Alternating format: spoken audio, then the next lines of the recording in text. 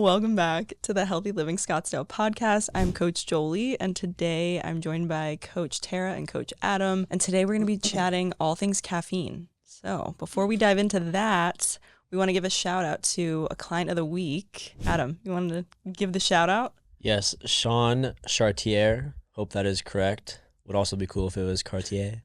Not totally sure.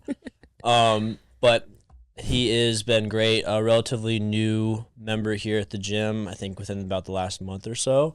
And background of being a firefighter. So came in very familiar with, in general, strength training, at least following his own type of regime or programming. But that's really what he came in looking for, was a structured program, something that he could follow, be held accountable for, kind of track progress a lot better than what he has experienced in the past. And he comes in, he's super consistent, works out around 8 or 9 in the morning. He's here every day. Super sociable guy, so he's making a lot of friends quickly. So he brings like a good vibe and a good culture, and he's a big dude, so it's impressive to see him lift some certain lifts sometimes. So, but he's doing great, killing it, and yeah. Except leg days. Except leg Except day. leg day. Oh yeah, Achilles, he's right? fresh off Achilles injury. So Yeah. he had his surgery at, it was like January, February. Yeah, it was this year. So he's working back from it, and there's things here or there that we gotta work around, and we do it, but he's game for it. So respect and kudos for trying to push through that and just get better. Awesome. Way to go, Sean. Let's go. Sean.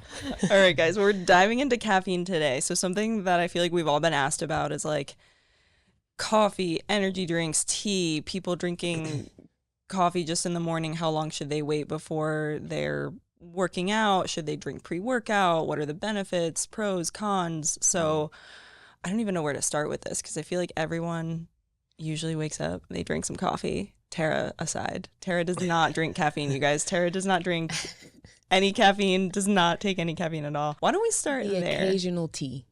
Occasional tea. Occasional tea. Why don't we actually start there, Terra? What have you ever been a coffee drinker, or just let's talk about your non-caffeine intake to start. Well, to answer your question, no. Specific to coffee, I just don't like the smell nor taste of it. I don't know. I just don't know. It's just something about it. Gasp.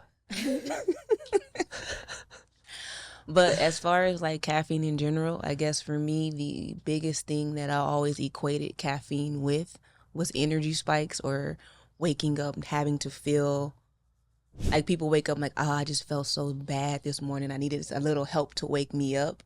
And I never had that issue. Mm-hmm. It's like, if I wake up, I'm tired, okay. But it's like, as soon as my alarm goes off and I'm up, I'm up. So I didn't need or feel the need for the extra boost that people say that coffee or caffeine gives you. So I just never thought about taking it because I never felt that I needed that extra boost. Okay. And then you don't experience any like midday crashes or just feeling like a need of like, I want to reach for something. Like if you're ever feeling like an energy dip, what do you do? I would say I never, well now, say competing, no, because the way I eat like full meals every 2 hours. So that's just how I did when I competed. So I never had the lull in energy because I was constantly fueling. Now I would get it just because I got 2 little people running around and they're just crawling over my head and stuff. Fair. But no, I don't think I've ever truly experienced like that midday slump. And like I said, and if I do, it just like something real quick. I'll probably get some water, feeling bored, something to do. So something to energize myself by doing something more than just sitting around. That what makes me bored. Okay. Yeah, I think like, correct me if I'm wrong, of course, but like you never built that reliance on it. And I think that's where people don't get into trouble because, it's not like there's something bad with about it. But it's just, you feel like, you wake up, you roll out of bed and like you hit the start on the coffee machine. It's the routine. Like, it's the routine. And, maybe there's a placebo effect to it, maybe there's not, but it's kind of a thing where you feel like you needed to get your day going sometimes. But if you never grew accustomed to that or integrated that into your routine, maybe it's easier like for you to just not have it at all. So I think we can talk about like what it does do, positives or whatever on your like, with working out or even just daily activities. So obviously the main reason is to increase energy and like your overall alertness. So there's research that shows that it stimulates your CNS, your central nervous system. So kind of control center for the body there. Improved performance. So when you are going to work out, we get a lot of questions on when or how far in advance you should be having these things like the pre-workouts, which pretty much always contain caffeine in them to some degree, or coffee, even just coffee like beforehand for the early morning people. So window shows half an hour to an hour beforehand is optimal for seeing the positive effects of caffeine. And then for the evening people too, it's like if you're coming in after work trying to get a workout in and you need like a little boost of energy, keep in mind like that's going to probably affect your sleep if you're working out late in the day. So rule of thumb is like a 2 o'clock, 3 o'clock cutoff if you don't want it to impede on your sleep schedule, basically. That's a good point. You kind of want to make sure that cutoff for caffeine is about 7 to 8 hours before you're actually like planning on being asleep, because it stays in your system. Even if you feel like that alertness or you notice like that jolt from the coffee, the caffeine, that jitteriness can die down, but the coffee's still in your system, the caffeine's still in your system. But let's talk a little bit about waking up. And a lot of times people, first thing they do when they wake up, they roll out of bed and go straight to the coffee maker, right? Like that's a thing a lot of people do. Am I guilty of it? Yes. I think a lot of us are. But something that you want to make sure of is that you're at least drinking water. At the very least, you're drinking water before you're drinking coffee, right? We're sleeping the entire night and our body is effectively getting dehydrated. And that's another thing that coffee can do, caffeine can do. It can make us a little more dehydrated. So making sure that we're drinking water first. And then ideally, if you can, 60 to 90 minutes after you wake up. Be a little difficult to like drink coffee and then wake up.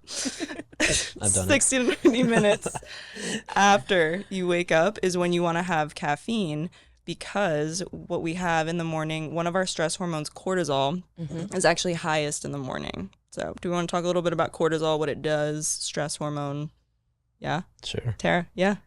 I'll let you start that off. Okay, cool. So cortisol is one of our stress hormones, right? And it's a natural stress hormone. It peaks in the morning. It helps to regulate things like energy. It can help to regulate our blood sugar, things like that. And so I think one of the biggest things out right now are people are like, oh, my cortisol is so high and that's why I'm holding on to belly fat, or that's why I'm like feeling stressed all the time. It's a stress hormone, right? So that's why I'm feeling stressed all the time. So when we're waking up and the first thing that we're drinking is caffeine, we're keeping that cortisol elevated. When we don't have any food, our body doesn't have any energy to work off of. So we're just kind of running on fumes, essentially, if we're not eating before we drink that coffee. So why do you... No, I'm just kidding. So why do we drink coffee before? Yeah. Some people will drink black coffee if they're doing intermittent fasting, or if they're on a fast. Some people will say that you can have black coffee and that's still considered a fasting state, right? But again, there's differences between men and women. Hormones play a big role in this. There's just a lot of different factors. So rule of thumb, you guys try and eat something before you are drinking any coffee or taking in any caffeine. Yeah, and hydration, we've touched on that in pods in the past, with nutrition pods we've talked about, you should be hydrating first and foremost, and also eating, just like Jolie said. But I think, and then the dehydration, of course, if that's not handled correctly and you're working out in the morning, or I guess whenever, any time of day, that's going to affect your performance. So then you're looking for answers. You go and get the second coffee, or you go and you grab the energy drink. Segue, energy drinks. Guilty as charged. Love Celsius. Not a big casual energy drink. A lot of people will grab Red Bull, like have one, sometimes two a day. It's just part of the routine. But there's, mixed reviews on ingredients that are in the energy drinks. A lot of times also need to look at the dosage number that is on that can. A good can can be somewhere around 200 milligrams of caffeine, which what's your standard coffee cup? About 80. 80, yeah, milligrams, 60 to 80. So just to put that into perspective, essentially 2.5 cups of coffee in a can. So all things to keep in mind, but timing obviously super important, and then I think frequency behind them. Like, it's not something you want to be consuming on a daily basis, for sure. In terms of energy drinks, you're saying? Energy drinks. Yeah. Okay. Sorry, coffee every day. Not crazy. Yeah, so energy drinks are another form of that caffeine. So we're talking about coffee, energy drinks. Another common one is tea. Green tea, matcha is another big one. Yep. And so when we're looking at caffeine intake, try and go, I guess, like natural or to the source if you can, right? Like the energy drinks are going to have more artificial sweeteners in them, which could make you feel a little bit bloated. They could maybe just affect your gut in a different way. So if we're trying to go for that caffeine boost, if you will, try and go for that coffee. Maybe you're adding a little bit of creamer to it, hopefully not adding too much sugar, and then going for like a matcha or a green tea. I think even black tea is another good one too. Those are good ones. And then pre-workout. Do you guys take pre-workout? Do you guys have like experiences with it? I've tried it. Yeah. I guess it was like the same thing of getting that energy boost it has caffeine in it, but I never really took to it because one, I just didn't want to wake up and make it, which is terrible on my part, but lazy as well. But also, I prefer drinking water in my workout or beforehand, and it just always left a weird taste in my mouth. Yeah. Because they always had weird flavors. Like, can we get something simple? They all had. Yeah, full disclosure, used to dry scoop it back in the day. Oh, that's terrible. So that's, hardcore for the dry scoopers out there. I've tried that. Oh my So it's like, because, they don't taste great. So it's just, to get a job done. But I did find that I felt more of, because, most pre-workouts are going to have that 200 milligram number in whatever the rest of the concoction is. But found I got a lot more of the tingles and jitteriness with pre-workout specifically, even in comparison to like, I only drink Celsius. It's the only energy drink I've ever enjoyed or drink occasionally, and like I don't get that same feeling there, and definitely not with coffee. Yeah. So I don't know. It's got to be some combination of whatever else is in there. I think steered me way L-tyrosine. off of it. Yeah. There's usually it's an amino acid called L-tyrosine that's in a lot of pre-workouts, and that kind of gives you that like tingle feeling that some people like, and a lot of people just don't like it. It literally feels like pins and needles on your skin. Again, guys. You're like, oh, it's hitting. It's here we go. Yeah. But, definitely weird feeling. The concentrations. Yeah. Definitely a lot more. Yeah. So ideally, again, if we're going for caffeine and coffee and things like that before a workout and you just want that little bit of an extra boost, like try and go as natural as you can. Yeah. If you're going for an energy drink, just know that if something says like, oh, 0 sugar, know that it's probably going to have some sugar alcohols, things in it that are going to make you feel bloated, could affect your gut, things like that. Some people have no issues with it, but I'd say probably a common side effect, if you will, of drinking energy drinks is like you'll notice that, especially they're carbonated too. So you'll notice maybe some discomfort, but yeah. Don't let that dependence run too high either, because then you're essentially just like anything else. Like you need a higher dosage to feel effectiveness. So if you can find a way to somehow cycle your caffeine consumption, it's like it's not downing a 200 milligram drink every day, because then you're going to need more and more for the effectiveness to take place. So that's another way to try to control its effect on you. Yeah, I do want to hit on too, some people have asked me this in like nutrition consultations and things. They'll say like, I have like an afternoon energy crash, and usually one of the first things I'll ask them is like, okay, well, are you drinking coffee in the morning, and are we eating before that? And usually that's something that can like fix the issue for them, is eating breakfast or having something in their system before they're having that morning cup of coffee. But if that's something that people can't do or it's not realistic for them, then they're still drinking coffee in the morning, but they're also having that crash in the afternoon and they're reaching for that second or even third cup.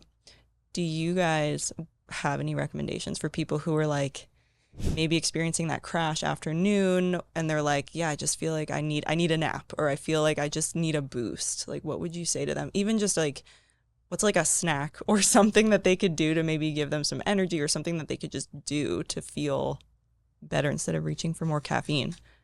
I think things with natural sugars like fruit and things like that, or even just movement alone. You know, a lot of people have sedentary jobs, so if you can Go for a walk. somehow, line up some kind of movement when you either feel that crash kind of onsetting, or maybe you're already in the thick of it, as hard as it may be to unstuck yourself from whatever you're doing, get up and move around, and then have something with some natural Outside, sugar. sunlight. Yeah. So it's not always easy here in Scottsdale, with it being, I think, 117 today. But do what you can. Movement will promote alertness. Yeah. That's what I would do. Solid. All right, guys. Long story short, we're not telling you to give up caffeine. We're not telling you to give up coffee, tea, energy drinks. We're just trying to make you smarter about it, about how you take it, about when you're timing, making sure that you're everything. making sure that you're eating enough. Like, no one has a caffeine deficiency, right? Like, we want to make sure that you're actually fueling your body for the workouts that you're doing here. We want to make sure that you're getting stronger and that you're not just filling yourself with caffeine and being jittery all the time. Yeah. Did we miss anything, you guys? Anything else? No. Oh. All right, guys. Enjoy your coffee. Enjoy your caffeine. Be right back. We'll be back next week with more great stuff.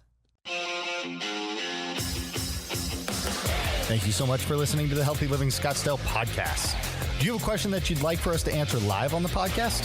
If so, all you need to do is head over to the Apple Podcast app on your iPhone and do 3 simple things. First, leave us a rating and review telling me what you think of the podcast.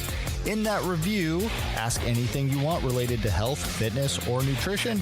And if you want a shout out, leave us your Instagram handle or name. That's all you have to do. Then listen to hear your questions answered live on the next Q&A episode.